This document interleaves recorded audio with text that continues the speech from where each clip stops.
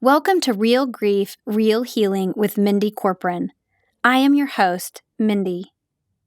A friend of mine told me in early 2018 that she saw a vision of me with a microphone in front of me. I laughed at the time and said, "I don't see any microphones in my future." Less than a year later, I was recording my first podcast on this show. I'm not going to say, "I hope you enjoy this podcast." My podcast is not truly meant to be enjoyed. Real grief, real healing is just that, real and raw. I provide you an opportunity to learn and share in the grief others are experiencing, and then we share how they are healing or perhaps not. Grief changes each of us in some way. Many of my guests have been encouraged to open new businesses, start foundations, and in general, work to make the world around us a better place. Grief is universal. How we decide to move onward, seeking healing, is individual. A significant part of my healing comes through the courageous kindness actions of others. As you listen to my podcasts, you will hear how you can give and receive courageous kindness too. Together, we are better.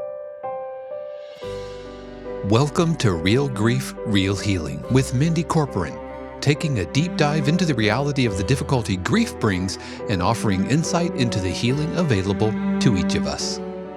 Today, Episode 9, Who is in Your Tribe? And now your host, Mindy Corcoran. Hi friends, it's Mindy Corcoran. Welcome to my podcast. Thank you so much for joining me today. Later this afternoon, I'm going to have my husband Len take a picture of where I'm sitting. If you've been following me in my podcast, you might have listened to my previous podcast where I was in my closet. And now I'm in another closet. We're still in the middle of COVID-19, and it feels like we probably will be here a while. I think collectively as a world, we are all understanding that we have a new reality. On a very personal level, part of my reality is that I am recording my podcast from a closet. I have a really nice setup though, so I'm going to have a photo taken and I will be posting it on my website.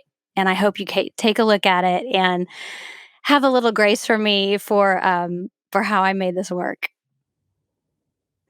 Today, I want to talk about who is in your tribe. So to do that, I thought about who is in my tribe. While I was considering this, I always think, well, what will people think when I say the word tribe? Do you do that? Do you think, what will people think when I say this? Or what will people think when I say that? I do that. I find myself considering, do I want to say that out loud? Do I want to write that? And so I looked up tribe. Right, wrong, or indifferent, that's what I did. I just wanted to get a real essence of how do people define tribe?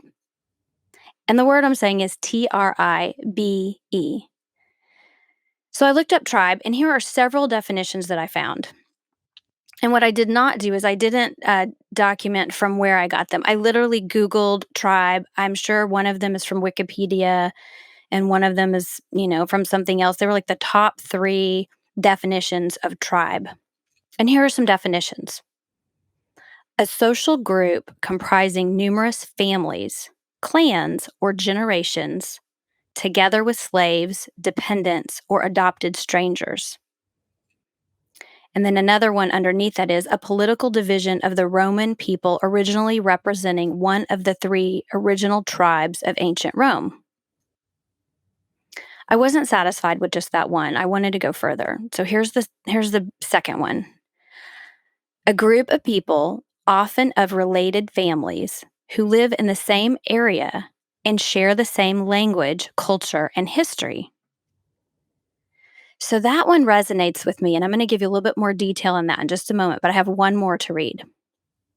I try to be thorough on my definitions. Any aggregate of people united by ties of descent from a common ancestor, community of customs and traditions, adherence to the same, and then kind of et cetera, et cetera. So adherence to the same type of living. But when I use the word tribe, I am not always referring to people that are sharing my same language, sharing my same culture, sharing my same history. I'm not always referring to people that share my direct ancestry in terms of my DNA, unless you like to think of DNA like Lukas does, sometimes my son or my son Reat, both of them would say, well, we all have DNA from Adam and Eve. That's not what I'm talking about right here. So when I say tribe, I'm referring to the group of humans who care for me. And that's really general, it's broad, and then it gets a little bit more specific. But it's a big term for me. And sometimes people are in my tribe and are active. Like they're very active in my tribe. Like we're having conversations maybe daily or weekly or monthly. To me, that is an active tribe member. And sometimes people come in my tribe for a season, and they might be extremely important to me at a time when I needed them most, or maybe when they needed me most. It can go both ways. And then right now, I was thinking about some of those people that were in my life 6 years ago, and they're not necessarily in my tribe right now, but I could reach out to them. But I wouldn't say that they're right now in my tribe. They were kind of a seasonal member. So these humans who care for me, they are family and friends. And they circle around me with prayer. And I don't know if you have people who are circling around you with prayer, but prayer works. Prayer is uplifting. Prayer in any faith works. Sometimes when I say the word prayer or I say the word faith, people will think, and they've told me this, so I know that people will think she's talking just about Christianity. But when I use the word prayer and I use the word faith, I am talking about all kinds of prayer, every prayer, prayer to, Hindu prayers and Buddhist prayers and Muslim prayers. Right now, we happen to be in the month of Ramadan. It lasts 30 days, and there are prayers being offered by every Muslim in the world 5 times a day, if not more. Lots of prayer going on. These humans who are in my tribe, they lift me up when I'm in need. And they offer me advice and guidance along my journey. And these people in my tribe, they are critical to my well-being. And my tribe is not simply a group of like-minded people. In fact, I like to have people in my tribe who don't agree with me so that I can have some intense conversations and learn and stretch. And I absolutely want to be around people who are smarter than I am. There are many, many, many people who are so much more intelligent than I am that I love having them around me, and I love gathering their intelligence and having them challenge me. My tribe consists of healthcare professionals, spiritual leaders, prayer warriors, girlfriends from way back in college, and girlfriends I've met along the way. And those girlfriends I met along the way, they became sticky and became part of my tribe with shared experiences. And there are men in my tribe as well. There are some key uh, male genders in my tribe who are very meaningful and offer me significant guidance. One in particular who comes to mind is of the spiritual nature. I would say he's in my tribe as a spiritual leader.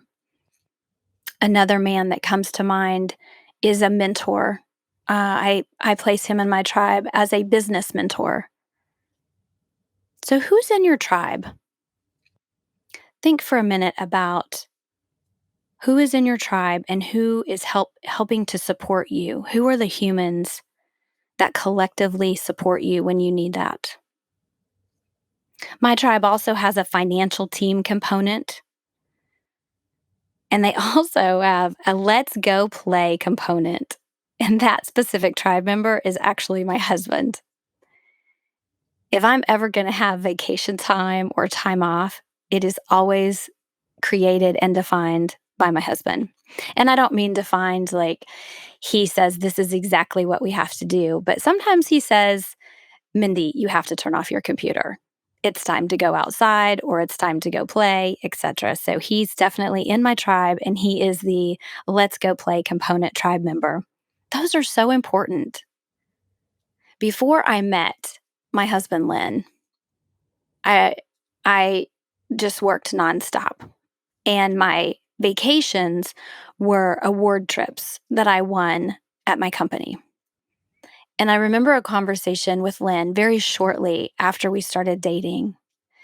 He said, "How much time do you have off? I want to, get something on the calendar for us to go, have a trip together."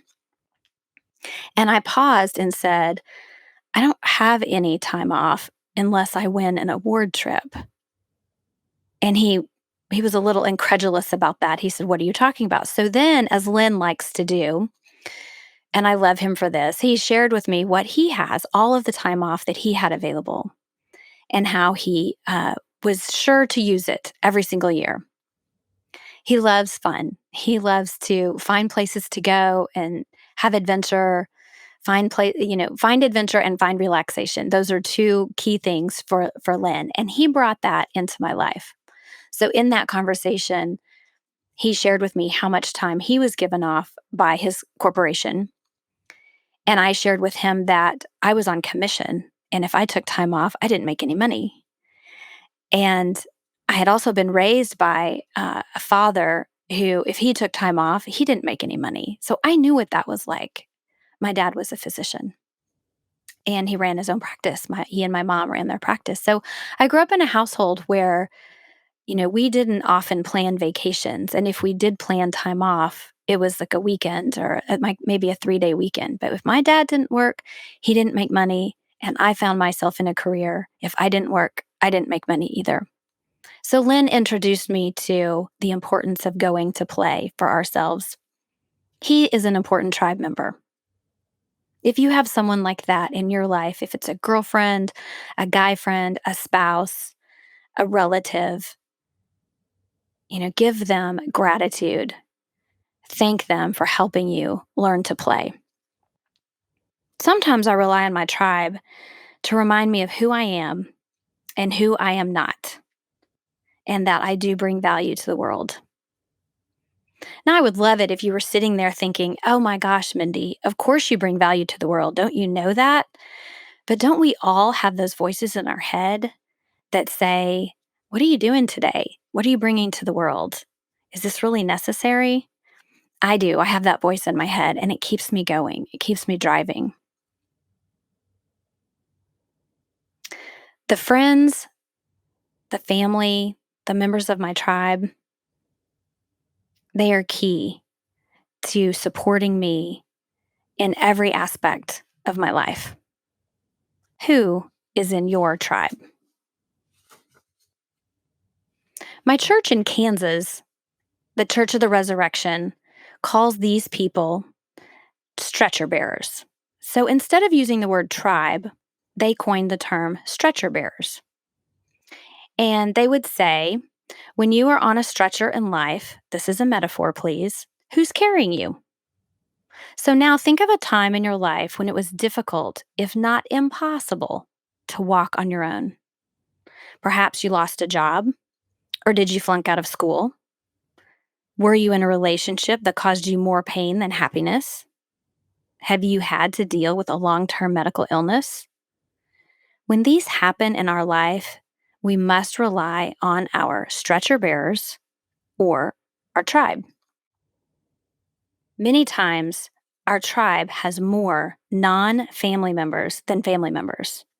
So when I say family members in this context, I'm speaking of blood relations. But when I speak of the word tribe, I am literally talking about every human who can offer you support, advice, guidance, prayer, and authentic feedback on what they think of what you're doing and the channel that you're taking. They are your support system. So I'm going to ask you again, who is in your tribe?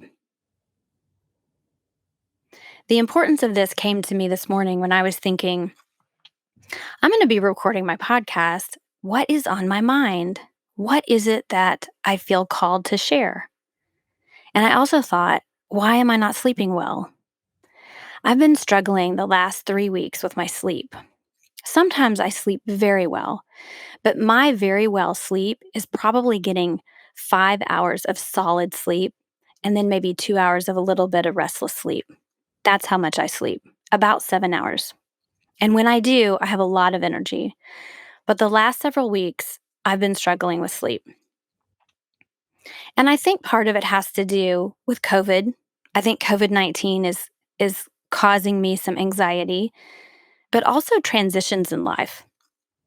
And certainly COVID-19 is a huge transition for all of us. But one of the transitions that I wanted to mention, I know many mamas and daddies, many grandmas and grandpas who are in this exact same transition. Right now, we are in the midst, my husband and my son, in becoming empty nesters. So my son Lukas is a senior in high school. He's going to be leaving for college. Actually, he's already left for college. So let me give you a little COVID update on my own family. The three of us stayed sheltered at our home in Florida from March 16th to April 30th. We have followed the rules. We wear gloves out in public. We wear masks if we go out in public. We Lysol everything down. We wipe everything. We wipe handles. We wipe the countertops. We wipe any keypads before we touch them. And then we spray hand sanitizer after we touch them. I mean, I feel like we have really been following all the rules, and we did stay put from March 16th to April 30th. But on April 30th, we left our home in Florida. And our plan was, and we have followed through with that plan, was to get Lukas back to Kansas. Lukas has chosen to go to the University of Arkansas. And without understanding or knowing what all the COVID rules were going to be as we go forward, and being Floridians, we realized we needed to get moving in the event he needed to be quarantined another 14 days once he got somewhere. Well, somewhere being Kansas. So we made our way on April 30th from Florida to Kansas. And we took all the precautions necessary at that time as well. It is a 2-day trip because we're not night drivers. Well, at least Len and I are not night drivers. Lukas wanted us to drive overnight. He had it all mapped out how each one of us could sleep in the car and then the other two could stay awake and drive. And anyway, didn't happen. We got a hotel. So yes, in the middle of COVID, we have spent one night in a hotel. And we traveled with all of our cleaning supplies as well. So we added that to our car. And the reason, big, huge reason for driving back to Kansas was to place Lukas back into the Midwest, one, with his vehicle, his own vehicle, and two, so that when college is ready to start, he's already here. So we've done that. We're here. We had gloved hands every time we filled the car with gas. We had masks on when we went inside to go to the bathroom. And we had snacks in the car, but we did do the drive-thrus. We went through drive-thrus to feed ourselves.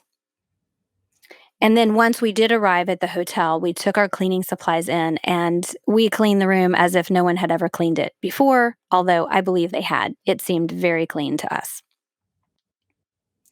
Lukas finishes school online, and he's also one of thousands of 2020 high school graduates who have faced significant disruption during his senior year. His high school has scheduled, or I should say rescheduled, graduation for the first weekend in August. And for me and for him, yes, that's back in Florida. So we will have another trek with him to Florida to celebrate him. College begins in late August. And these transitions, these big life transitions, they make me anxious. And when I get anxious, I actually get tired. But then I don't sleep well. So I'm rolling this all together for you and for myself. I'm thinking, why am I not sleeping well? All of these transitions. My baby is about to leave the nest. I already had one baby leave the nest, and it wasn't time. He was actually ripped out of the nest, and that's Reat. He was ripped out of our nest in 2014, leaving us heartbroken and having to learn how to be three. And now, 6 years later, I'm thinking, okay, we've just now mastered how to be three. And now he's going to leave my little third one, my baby bird, I call him. He's leaving the nest, and it's going to be two of us. That's a big transition. So, for all the parents, grandparents, if you've been raising a child and they're about to leave the house, I'm right there with you. And I'm not sleeping well because of it. Another transition in life, those are birthdays. Reat would be turning 21 on May 21, 2020, often termed the golden birthday. Never in my life did I imagine that I would not be celebrating his 21st birthday with him. The what should have beens linger in my mind when these days come present. When days like Mother's Day, birthdays, Father's Day, holidays, graduation, they have a place in my heart, and sometimes they bring joy, and sometimes they bring sadness. Reat would be finishing his junior year in college. Oh, he would be a young man ready to take on the world. I often ask myself, would he have a girlfriend? Would he have decided to be a physician? He was so interested in neurology at the time of his death. During the funeral, Lukas referred to Reat as having the potential to be a singing doctor. And the audience loved that. Lukas knew his brother well.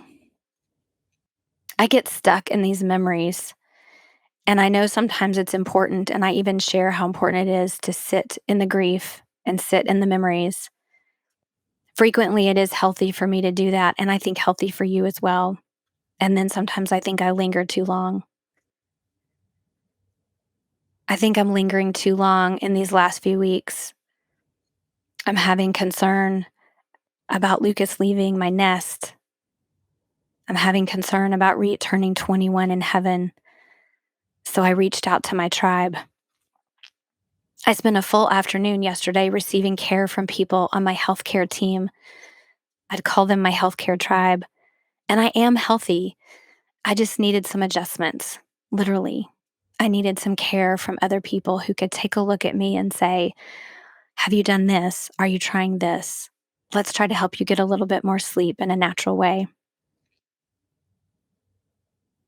I feel the sadness and the distress welling up in my heart when I think about Reat's birthday. I feel the sadness and the fear entering my whole body when I think about Lukas leaving for college. And actually, he's already left. I'm the one that's going to be returning home without him.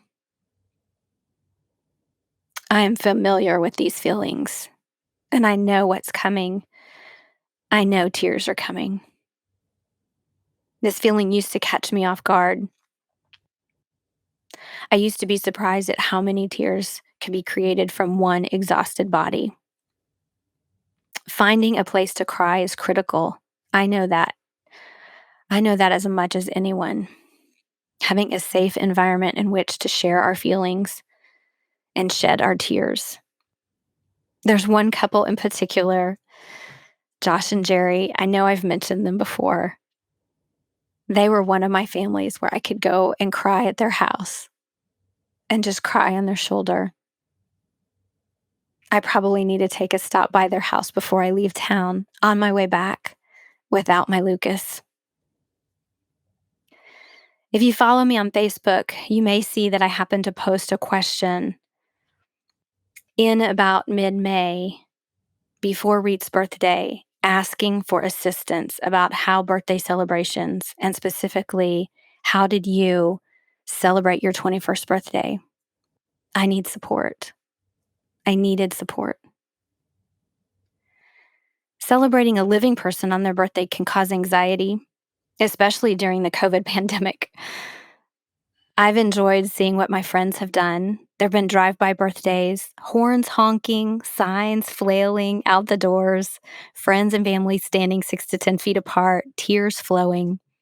I have laughed when I've watched people belly laugh and heard the shrieks of joy that are so fun to hear when people are yelling out, "Happy birthday! Happy COVID birthday!" One of my friend's daughters just recently messaged me about her mama's birthday, and I'm supposed to send a video and or photo of myself. And in this photo, I'm going to write 5 words that describe my friend, how much I care for her, and how awesome she is. I'm in her tribe. Her daughter's going to print this photo and no doubt many more for her mom to remind her how much she is loved. Because she is loved, and all of her tribe is going to show up. On Reat's 15th birthday, the school went to great effort to have chocolate fudge for everyone. You see, he didn't have a birthday at the high school while he was living. He was murdered right before his 15th birthday.